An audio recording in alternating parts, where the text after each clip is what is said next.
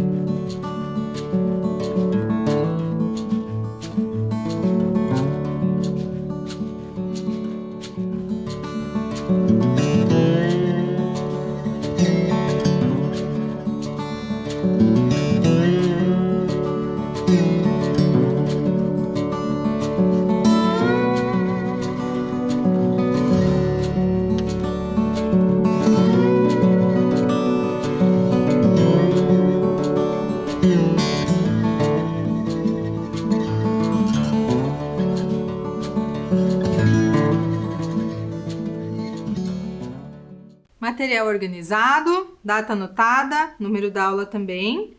Anote o número para que você se organize nos seus estudos. Tranquilo? Vamos retomar então, dar uma passada no que nós estudamos na última aula?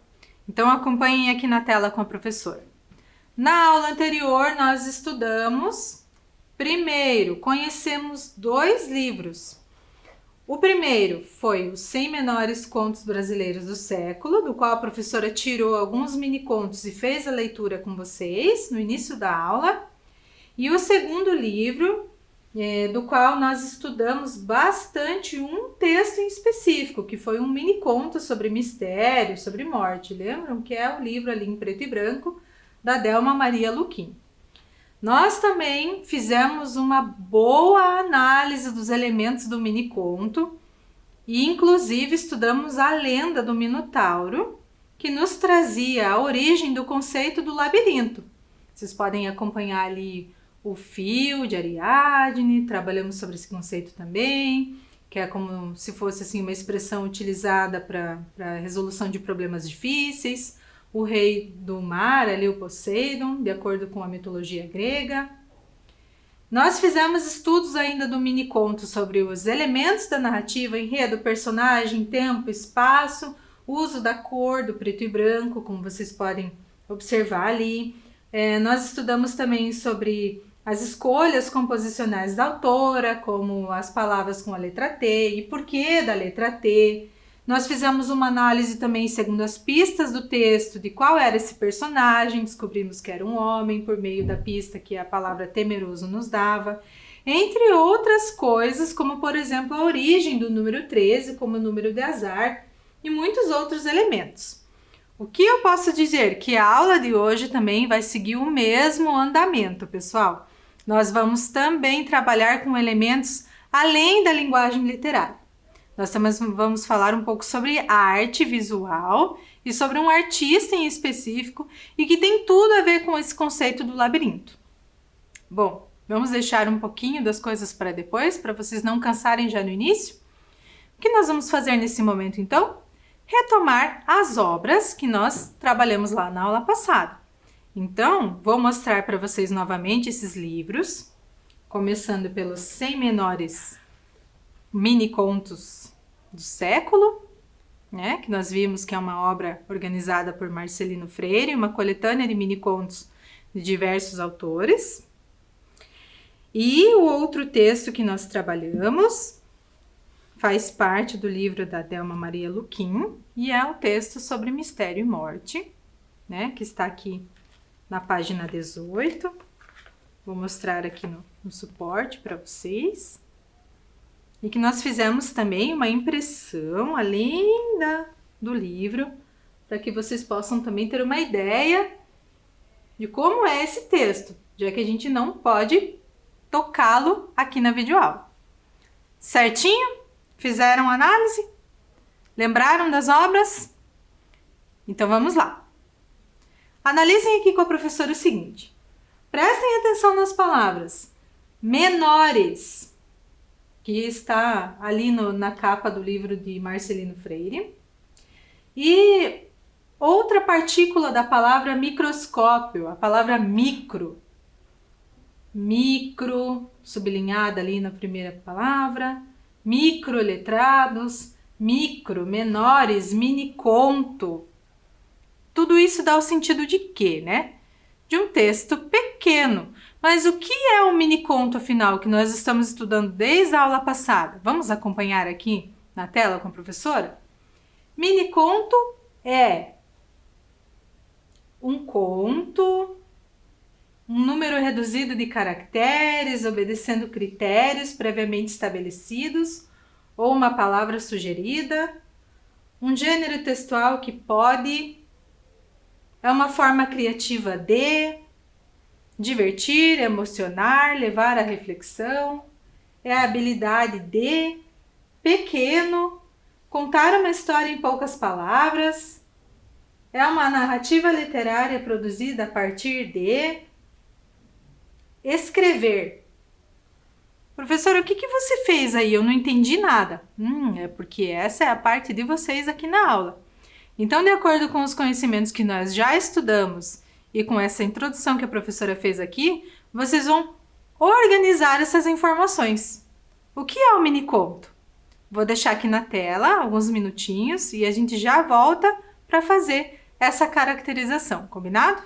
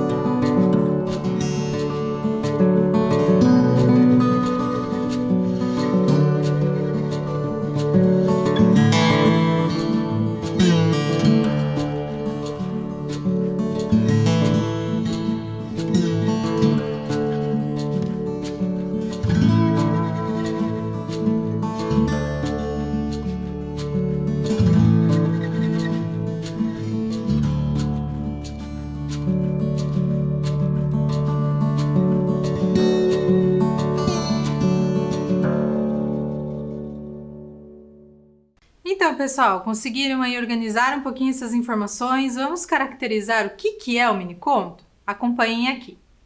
Bem, o mini-conto é um conto pequeno. Isso a gente conferiu, inclusive, com a disposição gráfica que nós tanto falamos na aula passada. Mini-conto é a habilidade de contar uma história em poucas palavras. Mini-conto é um gênero textual que pode divertir, emocionar, levar à reflexão, entre outras experiências que podem surgir a partir da leitura. É uma narrativa literária produzida a partir de um número reduzido de caracteres, obedecendo critérios previamente estabelecidos ou uma palavra sugerida. Professora, eu não entendi o que é caracteres. Pessoal, caracteres atualmente tem sido assim, muito falado por conta do uso das palavras e o limite de palavras nas redes sociais. Na verdade, a ideia do próprio mini-conto veio desse uso condensado que nós fazemos das palavras e dessa pressa do dia a dia em ler textos mais curtos. E o mini conto acabou surgindo também por conta dessas mudanças. Mas mesmo sendo um texto breve e curto, é um texto com muito significado e que oferece uma experiência de leitura muito diferenciada e nos permite também possibilidades de interpretação. Por isso, o mini conto é uma narrativa literária e não é um texto fácil de se escrever. Lembram na aula passada como nós analisamos diversos elementos que compunham o texto, lá do livro da Delma Luquim? Nós analisamos cor, palavra, o uso de uma determinada letra, que era a letra T. Nós analisamos também o personagem, que pistas que o texto dava sobre o personagem. Então, é todo um trabalho de elaboração e planejamento textual para chegar na construção do sentido. É mini, mas o significado e o trabalho são grandes. Vamos continuar aqui? O mini conto é uma forma criativa de escrever. Agora acompanhem aqui as palavras menores, micro, mini, que nós analisamos lá na capa das obras. O que isso tudo tem em comum? Ao lermos esta palavra ou estas palavras, qual é a ideia que se repete e que está subentendida? Vou deixar uns segundinhos para vocês pensarem e eu já volto com a resposta.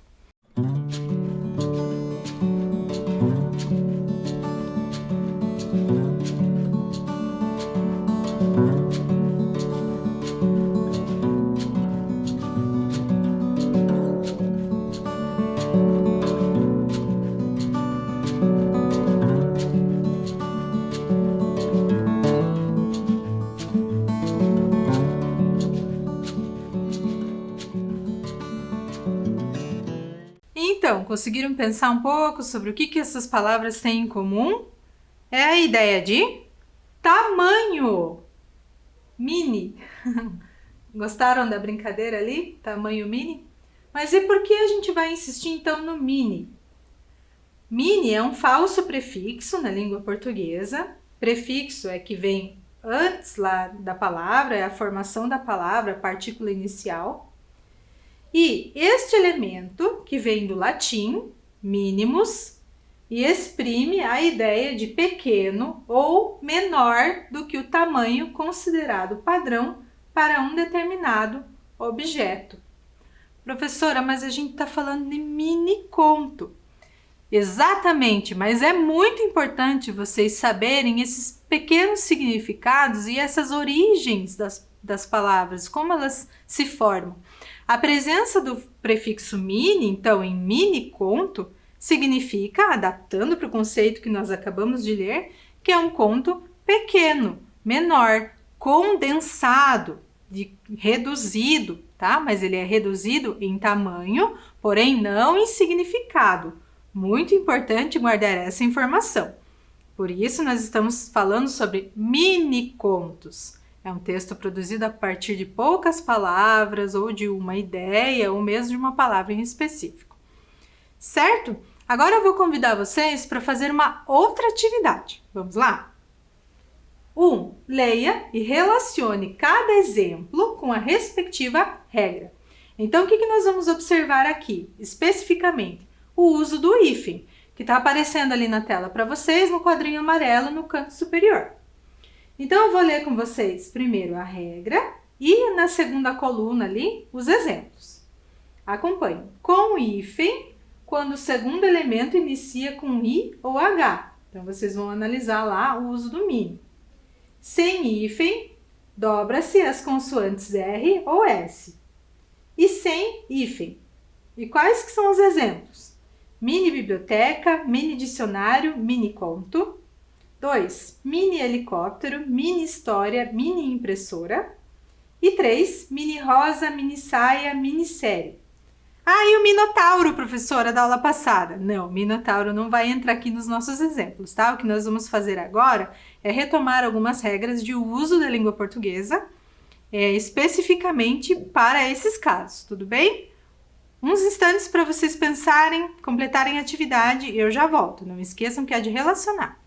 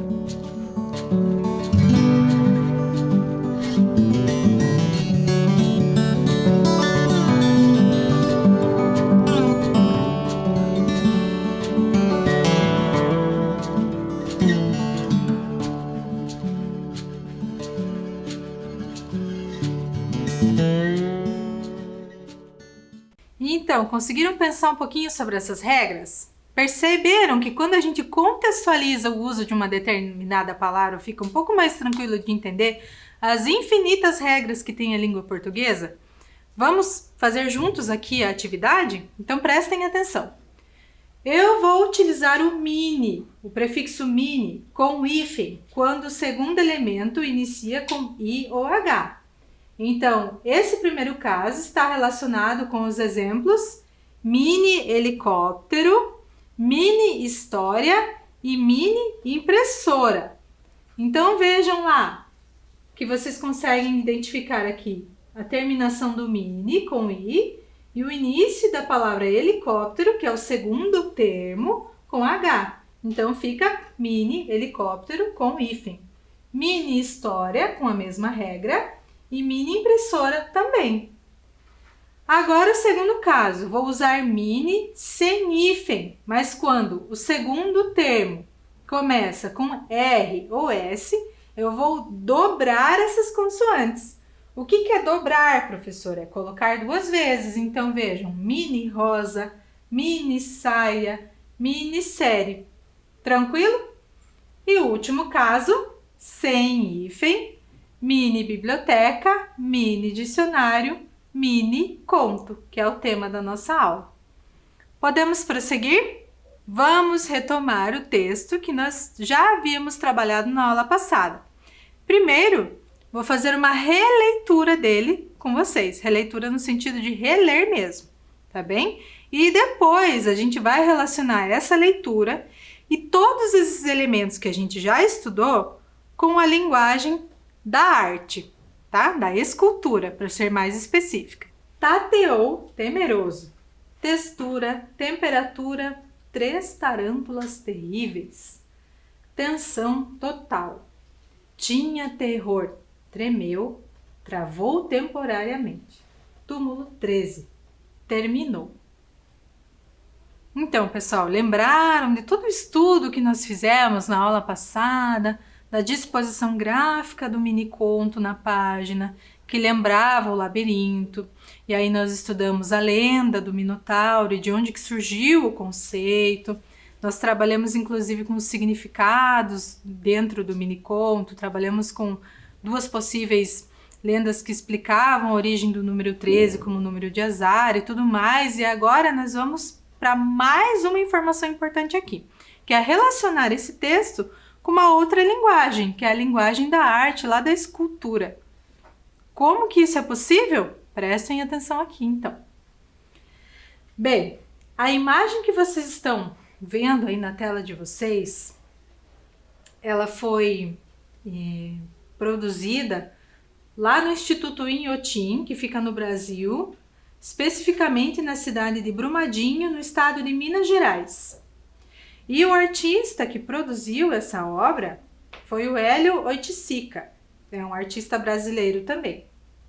Eu vou deixar na tela para que vocês observem essa imagem e possam já fazendo as relações de vocês com o mini conto que nós lemos, certo? Então observem a imagem e eu já retorno.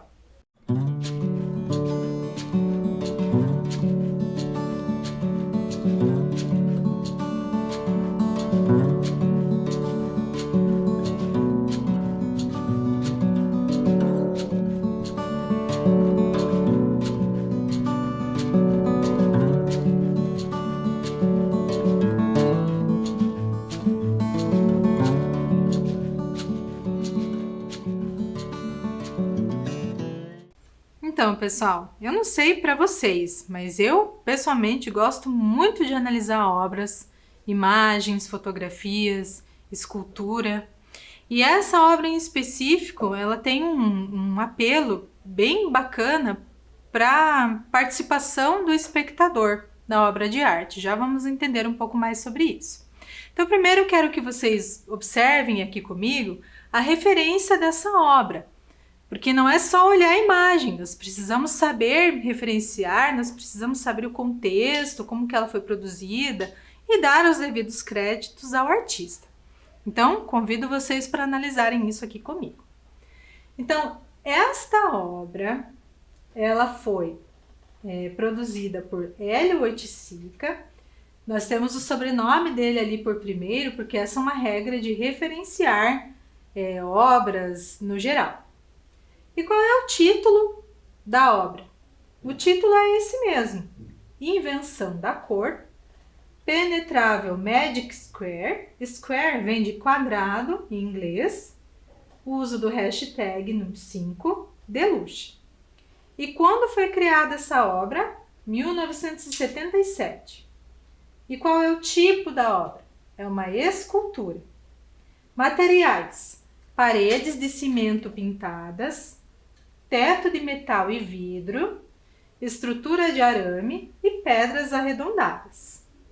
Então essa obra ela está lá no Instituto Inhotim, ela faz parte de uma coleção em Brumadinho, Minas Gerais.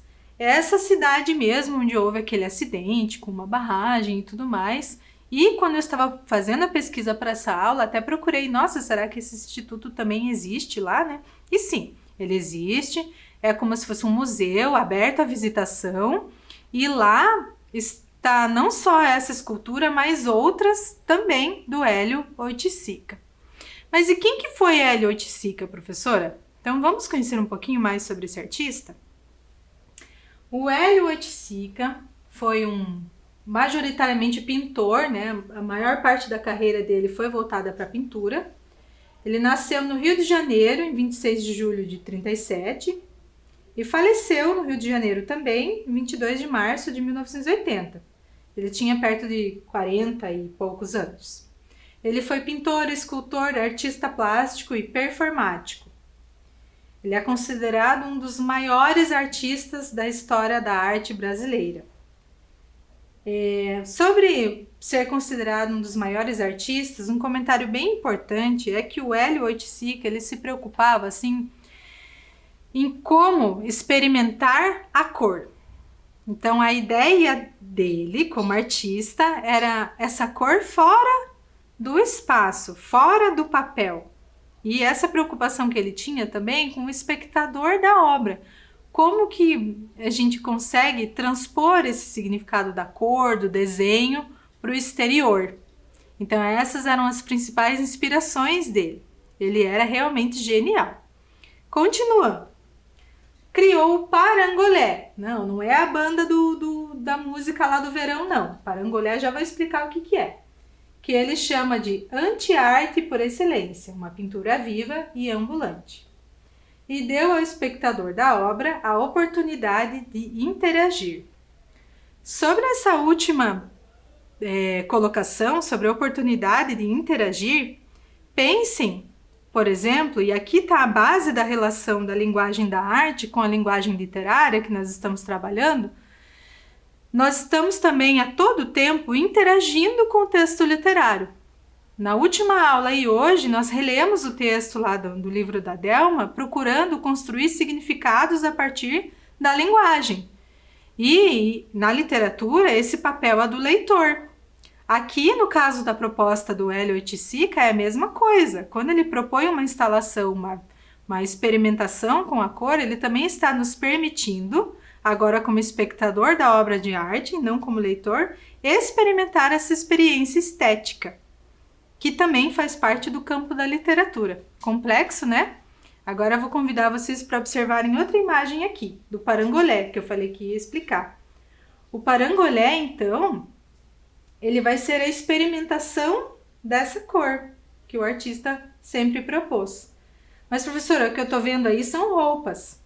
Sim, num significado assim mais reduzido, né, reducionista, são roupas, mas são vestimentas em que você vai experimentar a vivência dessa cor, assim como a escultura que ele propôs lá no espaço em Minas Gerais.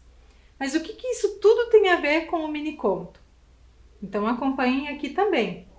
Olhem só, percebam essa imagem aérea, daquela primeira imagem que nós vimos, dos quadrados, e tentem relacionar isso com o nosso miniconto. Vou deixar uns segundinhos aqui na tela para que vocês façam essa relação.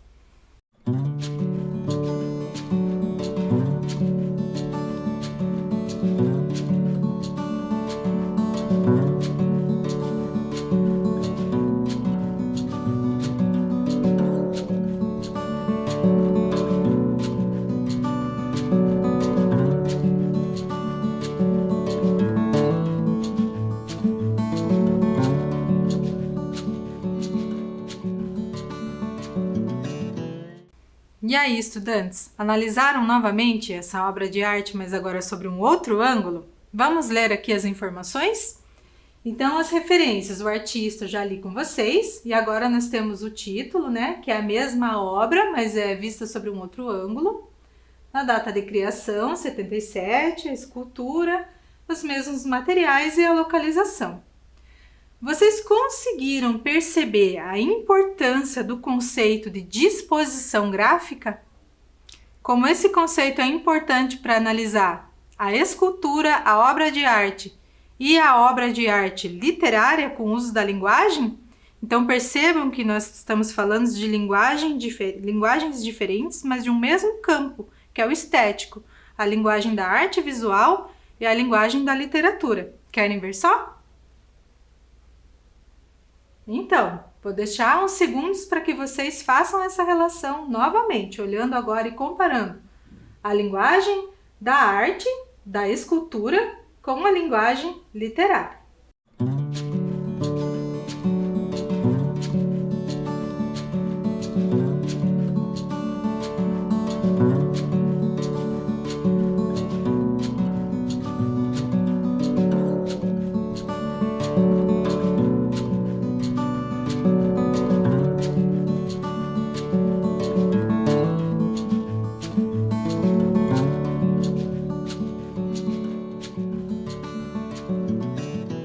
Entenderam o sentido, estudantes? Olha como um conceito é super importante para a gente entender linguagens diferentes, apesar de um mesmo campo. Por isso que muitas vezes, quando a gente tem a oportunidade de visualizar uma obra de arte, a gente precisa primeiro de uma informação, de uma referência sobre a obra. Ela não está ali simplesmente só por estar. Olha a relação que a gente traz para o nosso mini conto, certo? Então, só para a gente relembrar, essa estrutura de quadrados, né? Lembrando lá um labirinto, ela tem a ver com a disposição gráfica do mini conto. E por isso essas referências são tão importantes. Agora vamos voltar aqui e vamos analisar um pouco mais sobre a particularidade da linguagem literária e do uso da língua para construir esse significado. Então, eu vou convidar vocês agora para voltar a olhar para as palavras do mini conto. Vamos lá? Analisando a construção do texto. 2. Ao ler o mini conto, você percebeu que as palavras escolhidas ajudam a construir o sentido do texto? Organize as palavras por grupo de acordo com o tema mais adequado. Então, nós temos ali o mini conto e 3 grupos. Palavras que exprimem sentimentos, palavras que exprimem ações, palavras que dão sentido de terror e mistério. Então, o que vocês vão fazer agora? Reler o mini conto e vão separar essas palavras. Todas? Não, não são todas. Vocês primeiro vão observar o grupo temático e aí vão incluir ali na tabela. Tudo bem? Um tempinho e a gente já volta.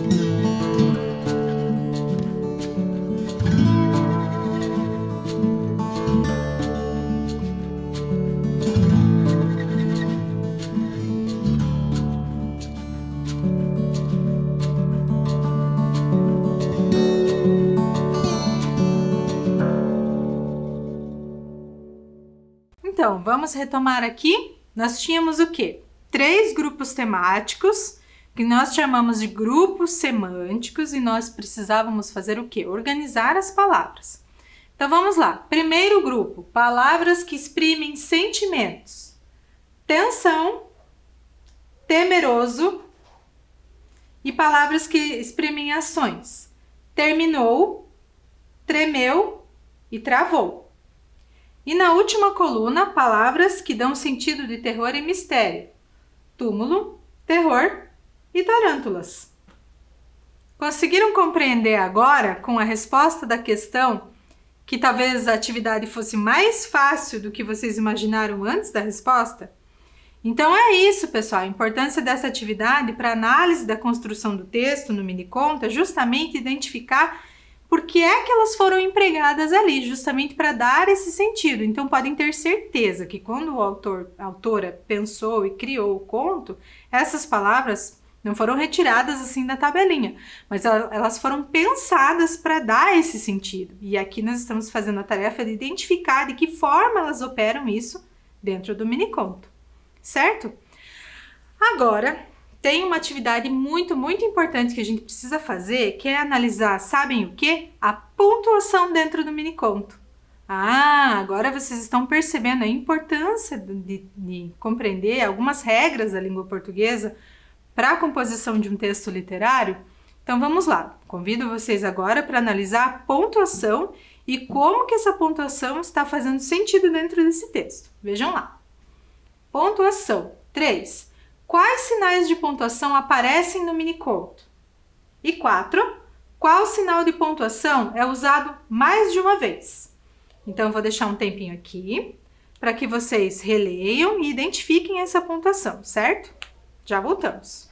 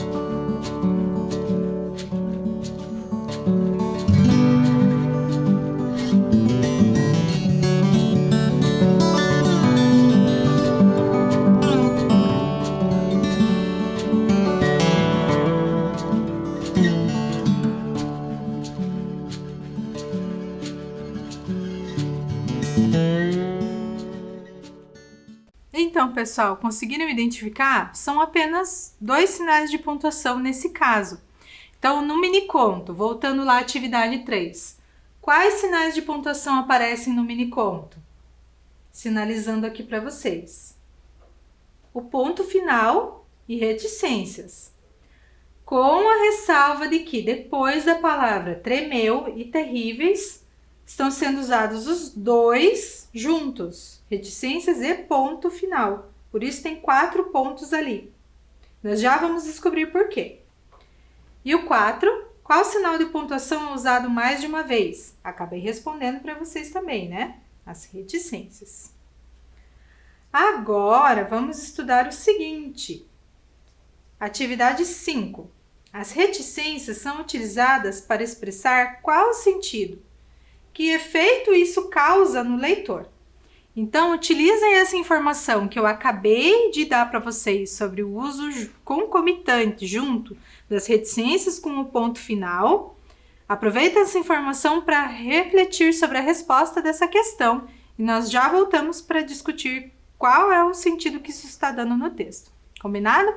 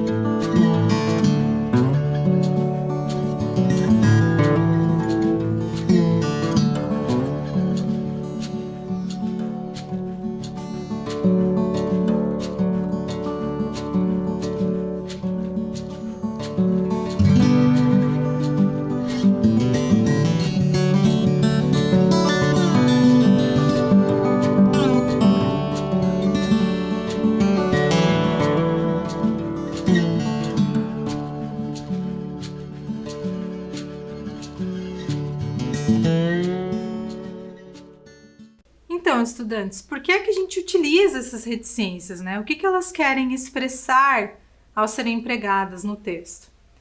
Então, percebam o uso das reticências após a palavra textura, após a palavra, o verbo tremeu e o terminou, que simboliza ali o término mesmo da narrativa, que inclusive combina com o tema, que é o término com morte, né? Então, por que essas reticências aparecem aqui?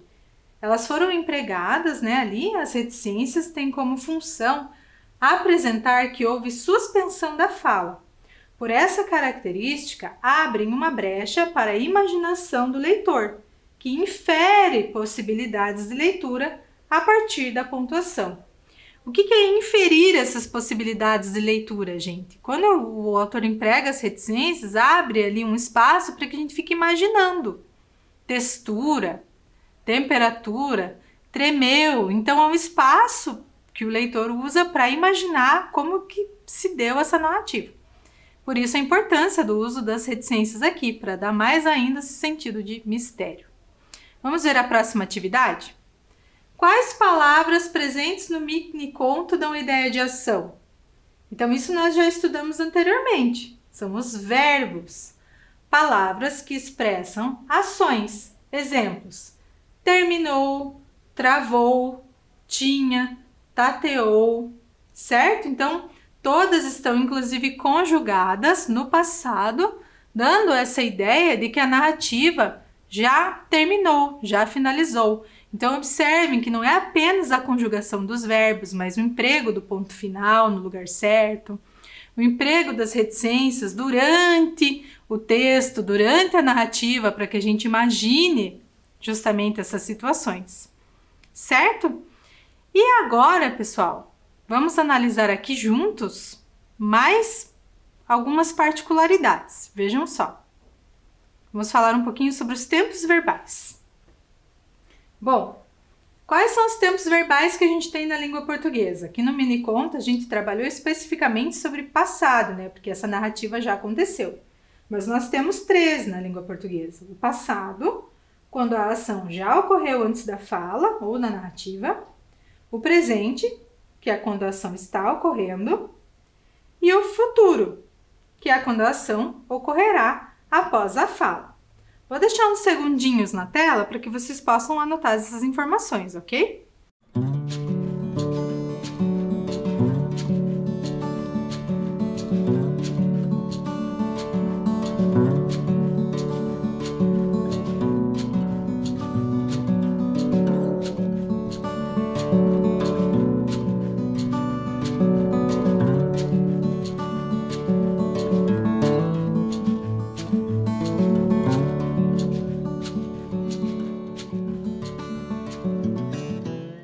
informações anotadas? Então vamos agora para a nossa última atividade da aula de hoje?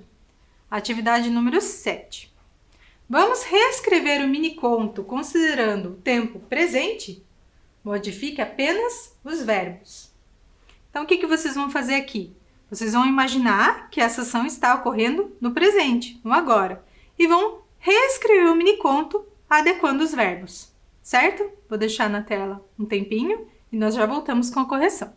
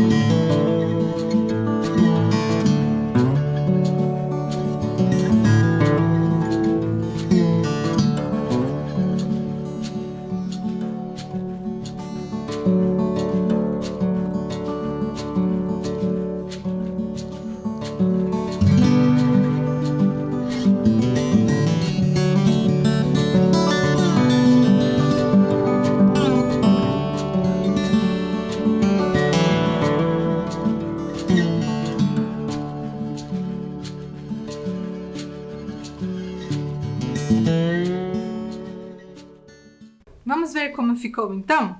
Observem lá. Tateia, temeroso. Textura, temperatura, 3 tarântulas terríveis. Tensão total. Tem terror. Treme, trava temporariamente. Túmulo 13, termina. Perceberam que a gente teve uma alteração do sentido do mini-conto aqui? Mas isso nós vamos estudar na próxima aula. Então, para a gente fechar a aula de hoje, novamente relembro todos esses elementos que nós estudamos, de verbo, linguagem da arte e outras referências que nós vimos na aula de hoje, compõem a escrita de um texto literário, no caso do mini-conto. E como criar um mini-conto? Não perca a próxima aula. Cuide-se e até a próxima. Tchau!